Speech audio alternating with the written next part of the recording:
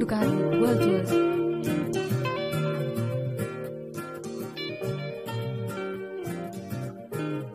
Car అద్దరిపోయింది నిత్య.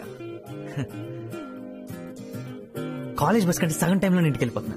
ఆయన రోజు వద్దులే, నువ్వు ఒక్కదాని వచ్చి ఇలా పికప్ చేసుకుంటుంటే ప్రకాష్ గారు టీచ్ చేస్తున్నాడు. ఏంటి సంగతి దొబ్బేస్తున్నాడు. పైగా మీ నాన్న కూడా నువ్వు పాకెట్ మనీ కదా డీజిల్ అమ్మేస్తున్నావు అనుకుంటారు. ప్లీజ్ వరుణ్, ఇది నాకు ఇష్టం. మన ఇద్దరం కలిసి టైం స్పెండ్ చేయొచ్చు. No problem at all. And come on, life లో first time red signal traffic jam ని చూసినప్పుడు హ్యాపీగా ఫీల్ అవుతున్నాను.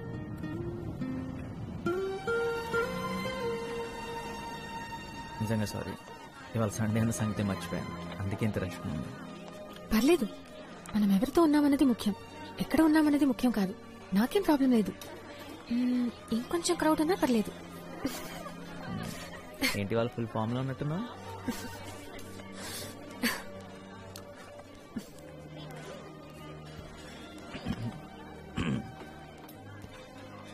క్రౌడ్ కావాలన్నా కదా, అక్కడ ఫ్యామిలీ వెయిట్ చేస్తుంది ప్లేస్ కోసం. ఇక్కడికి వచ్చి కూర్చోమన్నా? ఇక్కడ రమ్మను, ఇక్కడ కూర్చుంటారు. అప్పుగా నిద్రపోతున్నట్టు యాక్ట్ చేస్తున్నాడు. Varun, what happened? బాత్రూమ్ నుంచి మాట్లాడుతున్నా. నిత్య, ఫోన్ ఏమైందని మీ నాన్న ఏమని అడిగారా? డోంట్ వరీ, కొత్తది కొంటారులే రేపే. ఆయన బిల్లు వస్తుందిగా. వరుణ్, నేను చూసుకుంటాను. నీతో మాట్లాడడం ముఖ్యం, అంతే. ఎవరో తీసుకున్నారని చెప్పాను, నేనేం అబద్ధం చెప్పలేదే. నిత్య, ఏంటి? ఏం లేదు.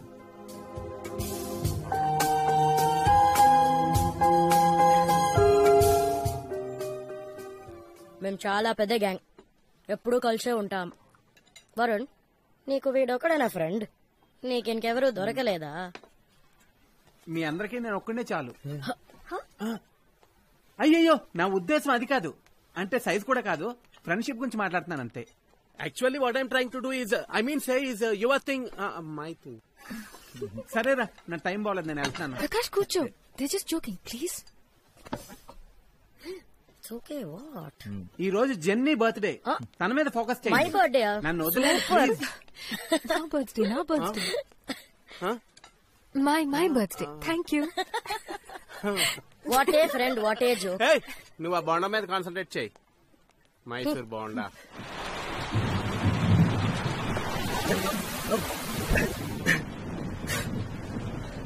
వర్షం భయంకరంగా పడుతుంది.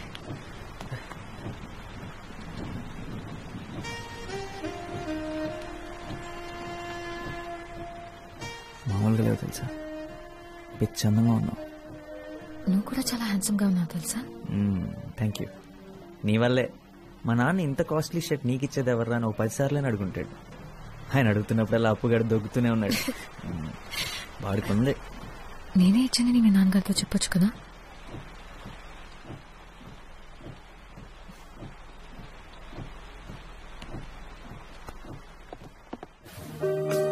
ఎవరొకరితో గొడుగు పంపించమని చెప్పు. వర్షం ఆగేలా లేదు. ఆగకూడదు. నిత్య, రోహిణి నీ బర్త్డే పార్టీ ఇస్తుంది. అందుకే నా బర్త్డేకి నా ఇష్టం వచ్చినట్టు ఉంటాను.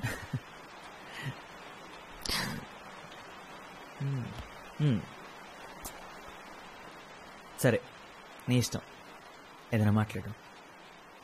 I love you Varun. Please Varun, నువ్వేంటో నీకు తెలుసా? నువ్వు తర్వాత ఏం చేద్దాం అనుకుంటున్నావో నీకు తెలుసా? నాకు ఇంకా 1 year ఉంది. ఇంజనీరింగ్ చేయడం వల్ల అదే అడ్వాంటేజ్. అంటే లైఫ్ గురించి ఆలోచించడానికి ఇంకా 1 year ఉంది. నీ చదువు అయిపోయింది, ఏం చేయాలో తెలియక ఖాళీ కూర్చున్నా. నా గురించి నేను నిజంగా ఆలోచించలేదు. ఏం చేస్తే బాగుంటుందో కూడా తెలియదు.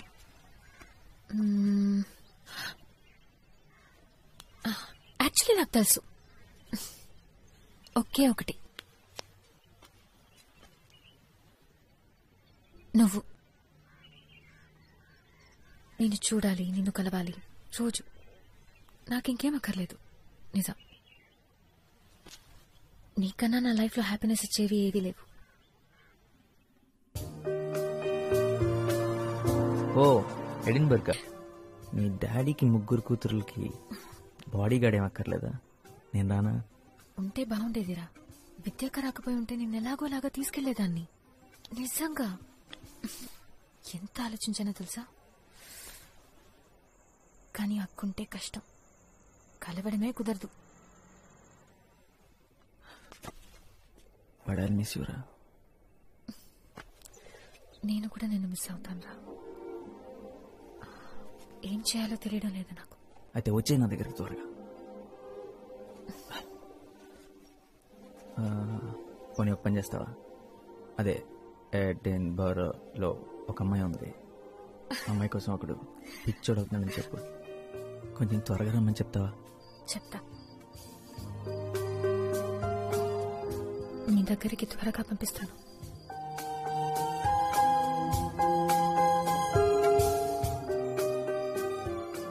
మూడు నెలలు తను లేకుండా 5వ రోజు ఎలా ఉంటే 75వ రోజు ఎలా ఉంటుంది. తను లేదు, మిగతా అంతా అలాగే ఉంది. కానీ నాకు ఏది అలా లేదు. తను మిస్ అవ్వకుండా ఏదో ఒక రకంగా బిజీ అవుదాం అనుకున్నాను, నా వల్ల కాలేదు. సల్వార్ కమీజ్ లేకపోతే ప్యాంటు షర్ట్ గుర్తుకొస్తుందారా? ఏంటి? తన ఊర్లో లేకపోతేనే నేను నీకు ఫ్రెండ్నా? అరే ప్రేమ నీకు ఫుడ్ పెట్టదురా, నేను నీకు ఫుడ్ పెడతాను. చూసావా, మటన్ బిర్యానీ కరెక్ట్ టైం తెచ్చాడు, తిను. తను వెళ్ళిపోయిన వెంటనే ఫస్ట్ డే నిద్ర లేచిన తర్వాత ఇక్కడ కడుపులో అదొక టైప్ ఎంటీ ఫీలింగ్ రా. అదేంటో అర్థం కాలేదు, కానీ ఆ తర్వాత అర్థమైంది తను లేనందువల్లేనని. ఇలా ఎప్పుడు జరగలేదురా నాకు. ఇది లవ్ ఫీలింగ్ కాదురా, క్యాష్ ఫీలింగ్. మన కాలేజీ బయట బాబా హోటల్లో డైలీ తింటే ఇలానే ఉంటుంది. నీ ఒక్కడికే కాదు, అందరికీ ఇలా అనిపిస్తుంది. బాబా హోటల్ స్పెషల్. అయ్యగా లేచారా? గీత, వెళ్ళి వేడిగా కాఫీ తీసుకురా. ఇంత పొద్దునే దర్శనం ఇచ్చారు, సంగతి ఏంటి సార్? పుష్ప ఆంటీ. పుష్ప ఆంటీయా? సుప్రభాత్ 8 గంటలకి. ఆవిడికి బాగా లేటు, నాకు బాగా ఎర్లీరా. అయితే ఈ రోజు నీకు చాలా బాగుంటుందిరా. ఎరా బ్రష్ చేసుకున్నావా? స్నానం కూడా చేశాను. కాఫీ మా తెస్తాను.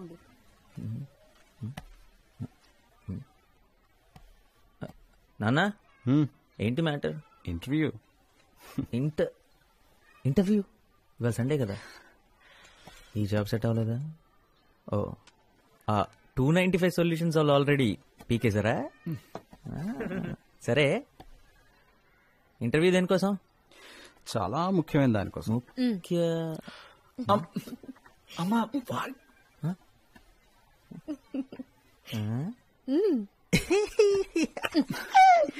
జాబ్ అయితే కనీసం ఛాన్స్ అయినా ఉండేది.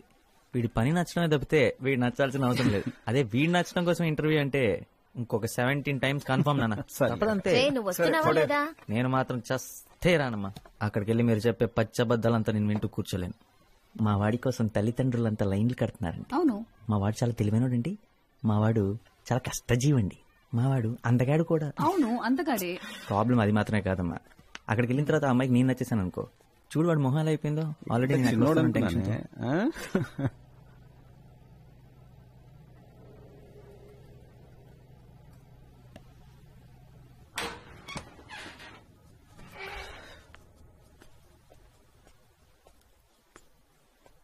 రే, అందరూ ఏరి? నాన్నగారు స్కూటర్ కూడా కిందే ఉంది. అందరు ఇంటికి ఎప్పుడో వచ్చేసారు.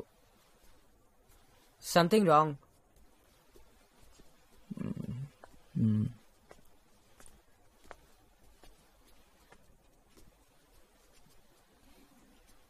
ఏమైంది పెళ్లి చూపులు? నచ్చలేదుందా? నువ్వు బట్టలు బాగోతుతో అంట్లు బాగుతా అని చెప్పాల్సింది కదా. ఏంట్రా ఫెయిలా? 1 పోతే 16 ఉన్నాయి కదా. అప్పో, మార్చి వరకు సెప్టెంబర్ ఉంది కదా.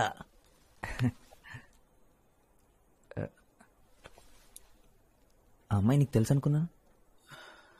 నా తప్పేరా. నాతో కలిసి ఆఫీస్లో పనిచేసే అమ్మాయి. నేను తను ఇష్టపడ్డాను, తను నన్ను కూడా. అమ్మతో చెప్పా, నాన్నతో కూడా నేనే అన్నా వాళ్ళ ఇంటికి వెళ్ళి మాట్లాడదామని. ప్రాబ్లమ్స్ ఏ లేవనుకున్నాను. వాళ్ళేదో మన నుంచి ఎక్స్పెక్ట్ చేస్తారు, నేను అనుకోలేదు. ఆ అమ్మాయి కంటే 20,000 నా శాలరీ ఎక్కువేరా.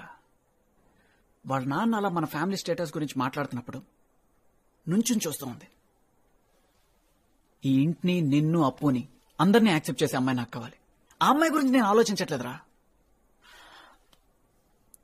నాన్నను బాధ పెట్టాను, అదే ఫీల్ అవుతున్నారా?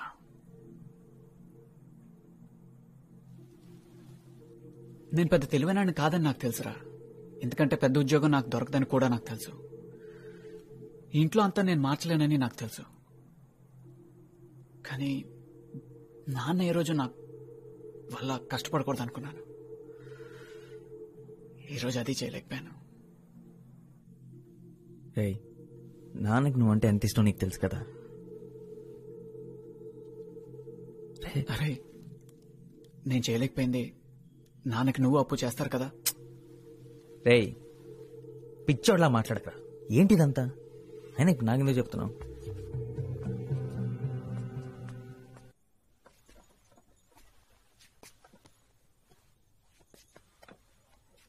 అమ్మా, ఇప్పుడు ఏం జరిగిందనమ్మా? హరీష్తో మాట్లాడావా?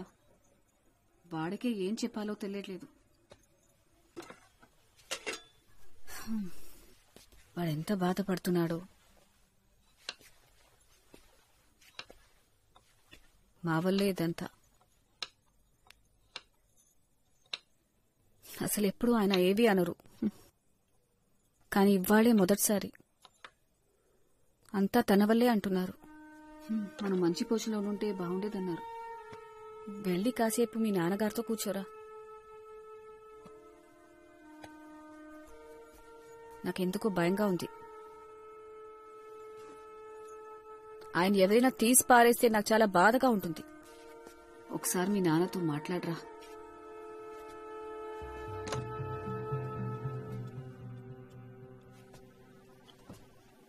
రావరణ్,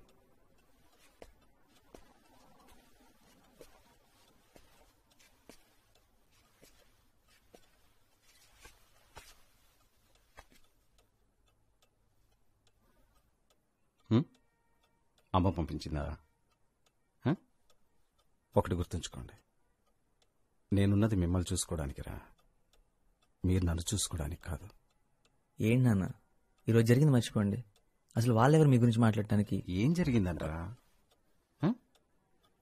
వాళ్ళ అమ్మాయిని కోడలుగా తెచ్చుకునే అర్హత మనకు లేదన్నారు, అంతేగా.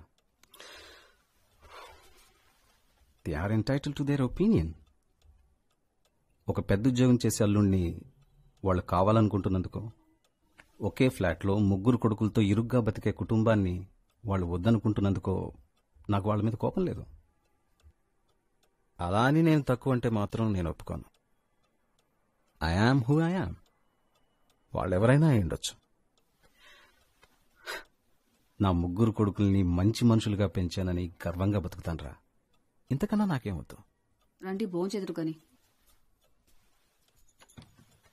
మీ అమ్మని మాత్రం సింగపూర్ తీసుకెళ్ళలేకపోయానురా. సింగపూర్ ఎవరు వెళదాం అంటున్నారు? నువ్వే. ఈ కండిషన్తోనే నన్ను పెళ్లి చేసుకోవడానికి ఒప్పుకుందంటారా మీ అమ్మ? అన్నీ అబద్ధాలే. రే, హరీష్ పాపం చాలా ఫీల్ అవుతున్నాడు రా. వెళ్ళి వాడితో కొంచెం మాట్లాడరా.